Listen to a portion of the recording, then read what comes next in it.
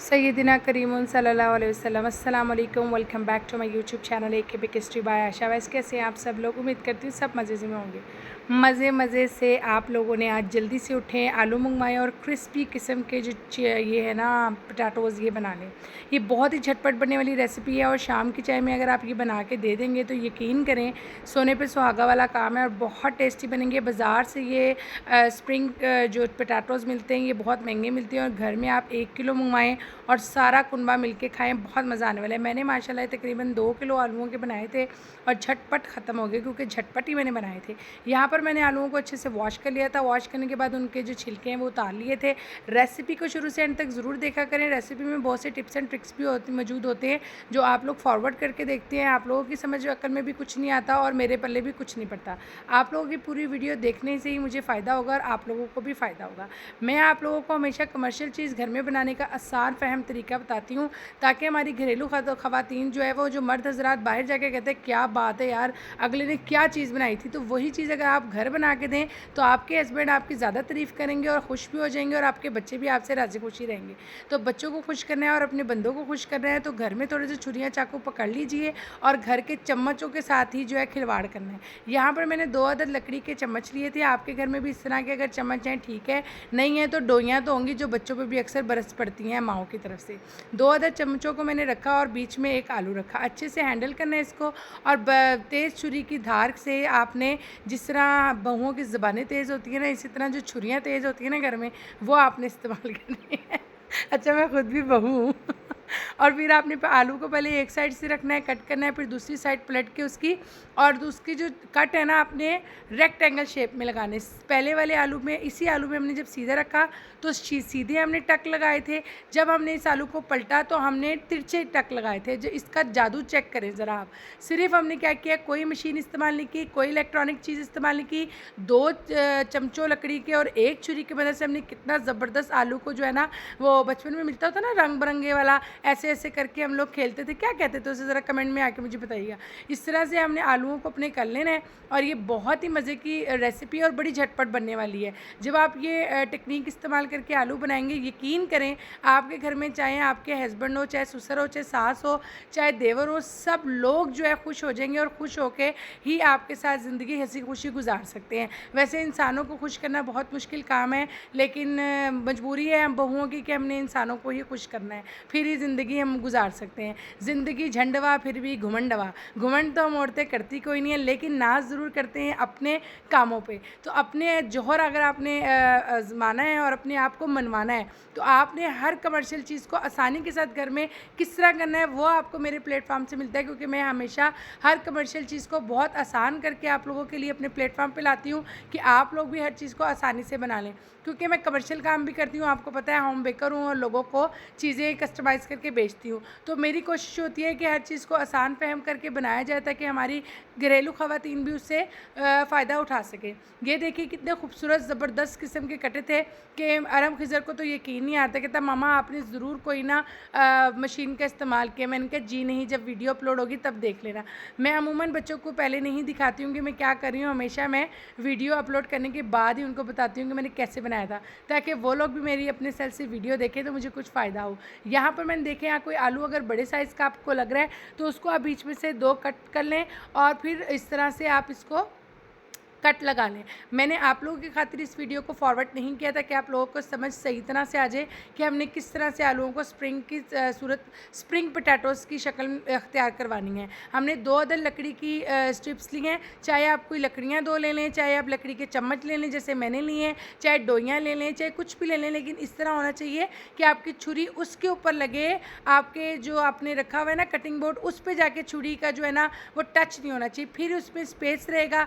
तभी आप दोनों तरफ से अगर इसको राइट एंगल और लेफ़्ट एंगल की तरफ से कटिंग करेंगे तो ही स्प्रिंग रोल बनेगा, अदरवाइज़ नहीं बनेगा। ये इसकी टेक्निक है, इस रेसिपी की सबसे बिग टेक्निक ये है। और सेकंड टेक्निक जो है वो इसका बैटर है, इसका मिश्रण है कि इसके कॉर्नफ्लोर में हमने क्या क्या कुछ डालना है जो इसको क्रिस्पी क्रंची और मज़ेदार बनाएगा। तो इसको देखने के लिए आपको वीडियो को शुरू से अंत तक ज़रूर देखना पड़ेगा। वीडियो को शुरू से अंत तक ज़रूर देखा करें और मुझे कमेंट सेक्शन में भी ज़रूर बताया करेंगे आपको मेरी वीडियोज़ कैसी लगती हैं, क्योंकि इस सारी मेहनत में आप लोगों के लिए करती हूँ, नहीं तो मुझे इतने झंड करने की ज़रूरत कोई नहीं है। बहरहाल जनाब ये बहुत ही ज़बरदस्त स्प्रिंग्स पोटैटोज़ बनेंगे, क्रिस्पी भी बनेंगे और क्रंची भी बनेंगे। इसकी एक वीडियो मैंने आई गेस इंस्टाग्राम पे डाली थी, जिसपे मैं इसको नाइफ़ की मदद से इसका क्रिस्पीनेस आपको चेक करवा रही थी। उसकी वॉइस भी मैंने डाली जो ओरिजिनल वॉइस है, वो आप चेक कर सकते हैं मेरे इंस्टाग्राम पे जाके। मेरे इंस्टाग्राम को भी फॉलो कर दिया करें और फेसबुक को भी। वहाँ से आप मुझे कोई भी कस्टमाइज़ केक का ऑर्डर दे सकते हैं और मुझसे बात भी कर सकते हैं। रही बात मेरे यूट्यूब चैनल की, तो इसको आपने सब्सक्राइब भी करना है, इस पर कमेंट भी किया करें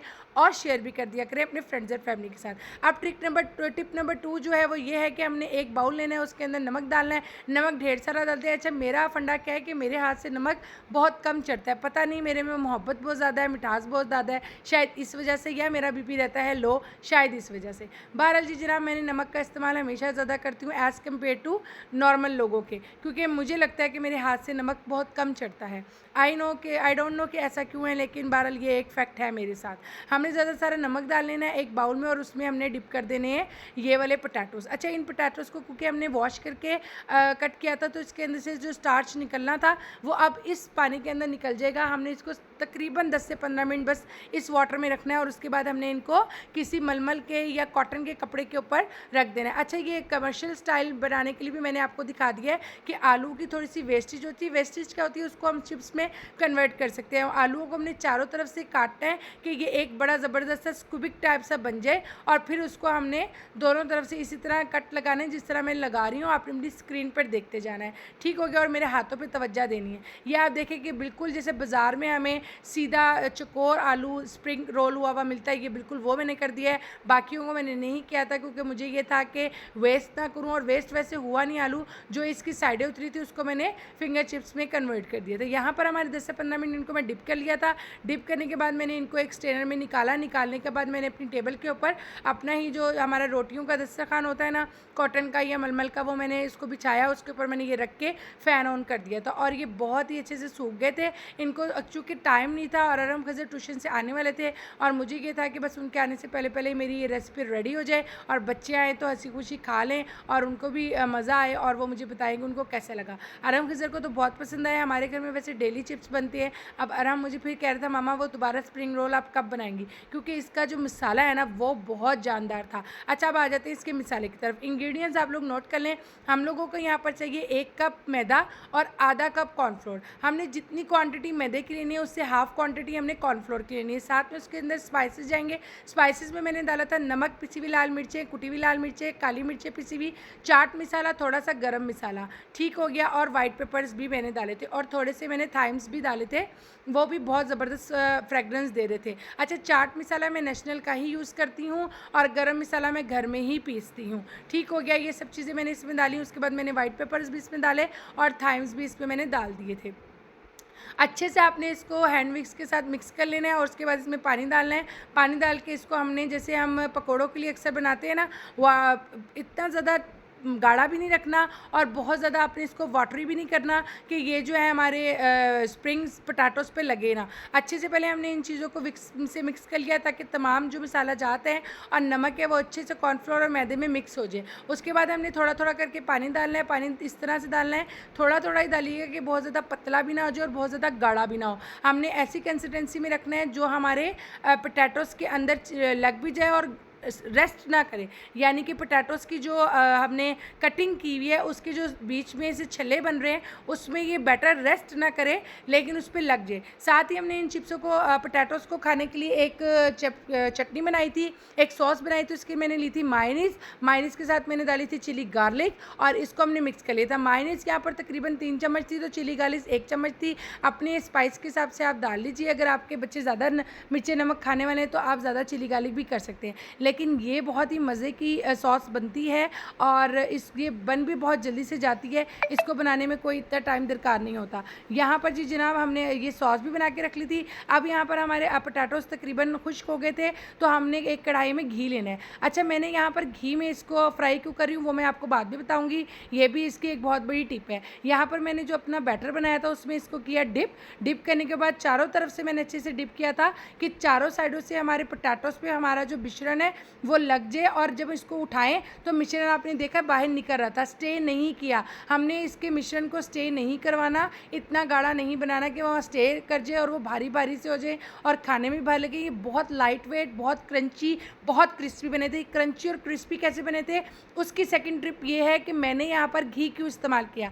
आपने अमूमन बहुत बड़ी बड़ी शॉप्स में देखा होगा जाके कि वो लोग अगर समोसे या पकौड़े बना रहे हैं तो उन्होंने घी के कनस्तर रखे होते हैं। वो लोग ऑयल में क्यों नहीं बनाते? वो ऑयल में इसलिए नहीं बनाते क्योंकि घी के अंदर हमारे होता है फाइबर बहुत ज़्यादा, और घी के अंदर हमारे होती है शॉर्टनिंग बहुत ज़्यादा। शॉर्टनिंग क्या होती है? शॉर्टनिंग डालडा घी की बनती है, जो कि हम अमूमन अपने बटर क्रीम में भी यूज़ करते हैं और केक्स की बाकी चीज़ों में भी हम इस्तेमाल करते हैं। तो शॉर्टनिंग की ज़्यादती की वजह से हमारा जो घी है ना वो हमारी चीज़ को क्रिस्पीनेस देता है, उसको उसके अंदर ज़िंदगी डालता है, जान डालता है, और क्रिस्पीनेस उसके अंदर आती है। तो इसलिए जो बड़े बड़े हलवाई हैं वो समोसे जो है वो घी में तलते हैं। तो आपने इनको घी में तलना है, और इस घी को साफ़ करने का तरीका भी मैंने आपको अपनी शॉर्ट्स में दिखा दिया, उसका लिंक भी मैं डिस्क्रिप्शन में डाल दूँगी। तो ज़रूर देखिएगा कि हम कॉर्नफ्लोर की मदद से अपने घी को या ऑयल को किस तरह से नीट कर सकते हैं, दोबारा से ट्रांसपेरेंट कर सकते हैं। ये चीज़ बहुत मज़ेदार से झटपट बनने वाली क्रिस्पी क्रंची पोटैटो की रेसिपी है। बोल बोल के मेरा हो गया बीपी शूट, और अब मैं जाऊँगी पानी पीऊँगी। और आप लोगों ने इस रेसिपी को देखना है, ट्राई मस्ट करना है, और मुझे कमेंट ज़रूर करना है, शेयर ज़रूर किया करें, और मुझे बहुत सारी दुआओं की ज़रूरत है। मुझे अपनी दुआ में याद रखिएगा। फ़ी मानिल्लाह, अपना बहुत सारा ख्याल रखिएगा। और आज आपने ये क्रिस्पी क्रंची पोटैटोज़ ज़रूर बनाने हैं, और बनाने के बाद मुझे कमेंट सेक्शन में ज़रूर बताना है कि आपके पोटैटोज़ कैसे बने, आपने कट कैसे लगाए। फ़ी मानिल्लाह, अल्लाह हाफ़िज़।